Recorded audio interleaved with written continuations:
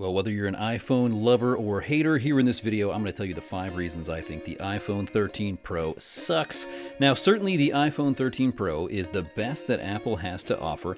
And perhaps you're wondering, if you've been on Apple, had an iPhone for a long time, what it is that your Android friends hate so much about the iPhone. Well, today I'm going to tell you some of those things. So here's my top 5 that I hate. I've been using a Samsung Galaxy S21 Ultra. Got that guy over here. I'll do some comparisons real quick. And first of all, number 1, can we talk about the always on screen on the Samsung phones? Having the time there, having your notifications right there all the time, that is phenomenal. Apple doesn't want to do that. Maybe Apple wants to save battery life. That could be it. That didn't even make my top 5. So here's my top 5 issues that I have with the iPhone 13 Pro. Number 1, let's start with this home screen. Why do Android users hate Apple's home screen setup? Well, for a few reasons. 1, the lack of customization. So let's talk about, I've got this one app on, I cannot move this thing down here. So say I want this icon, I want this guy right here. Apple says, no, you can't do that. It can only go top to bottom, left to right. So I'd have to actually fill this entire space in order to have it down here. Now, the reason I think that's a problem is we hold our phones like this. So if I just want my top apps right down here where my thumb can reach, Apple says, no, you can't do that. Let's compare that to the Samsung, where I can actually move these devices anywhere that or move these icons anywhere that I want. I can keep them down here at the bottom. And with Samsung, I can customize any of these to be shortcuts. So Android allows you a ton of shortcuts. You can change things the way that you want them. I could keep my apps on the bottom. So number 1 is the home screen. Number 2 is also the home screen. And here's what I want to talk about. Down here in this home tray, Samsung allows me to put as many items as I want. You can have 2, you can have 3. I chose to have 6. I could change the resolution, shrink the size of those icons. With Apple, not so much. You get 4, you only get 4. I can't put 5, I can't put 6 in there. I can only put 4. So that doesn't make a lot of sense to me. This is really good usable space for your apps. So that's number 2. This home screen is one of the reasons that the iPhone sucks. Now, it's easy, it's doable once you get used to it. I think that's some of the advantage of these Apple products. Number 2, let's talk about notifications. I think this has to do with this little notch thing that iPhones have for the Face ID. Now, Face ID is phenomenal. I've really liked that. But because of this notch, it does not give me any indication up here when I have a notification. Now, if you're an iPhone power user and you're telling me what I'm doing wrong, please put in the comments if I'm doing something stupid. But I have to swipe down in order to get to my notifications here, and I'll often find out I have a whole bunch of notifications that I missed, whereas here on my Samsung, it gives me little icons above when I have a notification that I need to take care of. So for some reason, Apple doesn't do that. I feel like they used to do that. Let me know in the comments. Was that something that they used to have up there at the top? So that's number 3. The notifications I have found challenging. Number 4.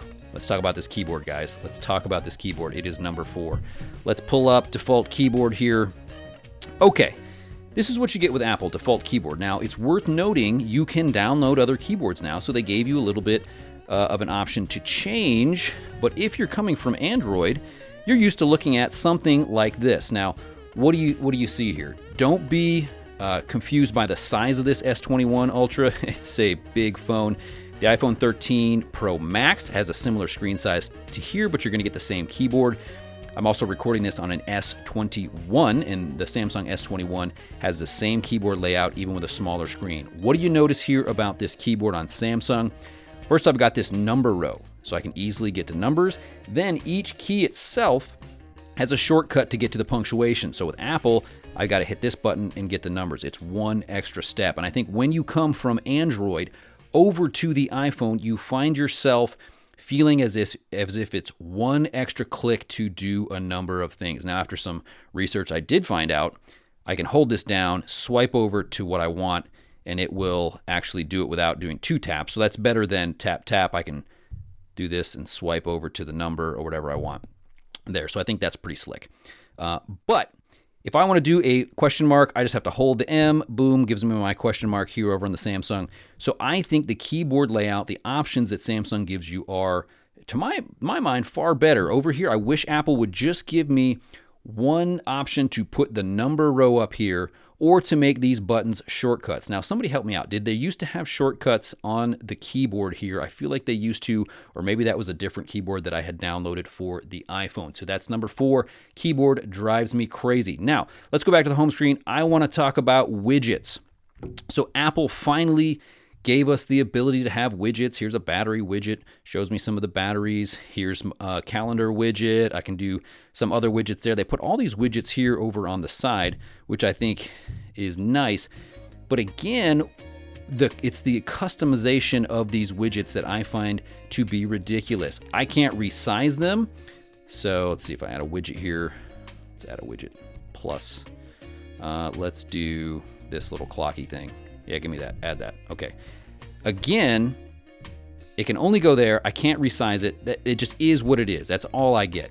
Now over here on the Samsung, I can actually remove, I can resize.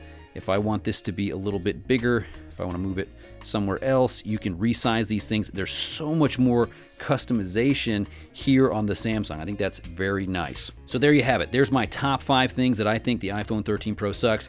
13 Pro can do some pretty awesome things. First of all, we probably should go ahead and leave a Pro for the 13 Pro. The battery life on this thing is phenomenal. I think it could run laps around this S21 Ultra, and a lot of that has to do with the standby time. If you turn both of these screens off, my little Samsung guy, it's doing stuff. I guess it's stalking me in the background and sending all my data to Google, and it's eating up the battery life doing that. Let me know in the comments, why am I wrong? What are the reasons that the 13 Pro is actually awesome? Also, if you can fix any of my 5 reasons that this thing sucks, I would really appreciate it. This is Jason for Poodle Dad. I'll catch you in the next one.